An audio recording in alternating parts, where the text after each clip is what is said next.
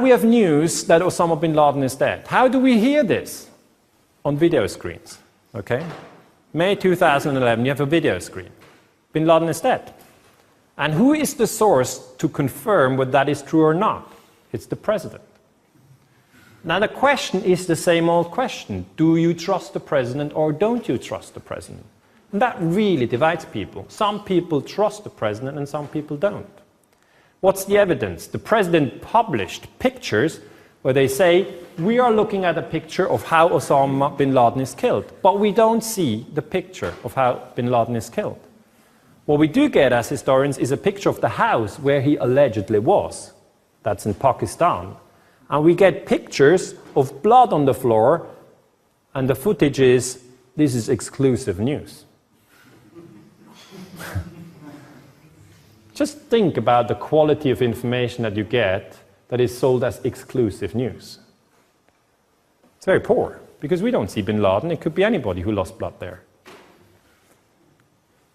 Then the story goes that bin Laden was brought to the USS Carl Vinson, which is an aircraft carrier, and that then, he was already dead, they sank him in the Indian Ocean. So if anybody wants to try and test whether bin Laden is dead or not, he has to search in this area. And that's impossible. You can't do it. We as historians can't search there. It's impossible. We don't know. We can trust or not trust the president. But who told the president that bin Laden was there, dead? Leon Panetta. He's the CIA director. So the question really again is, do you trust Leon Panetta? It burns down to that question. And it's not funny. It's true. That's the question.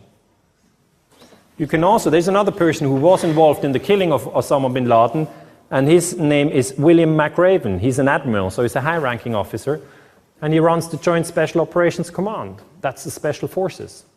So in the end, you have to trust the Special Forces and the Secret Service.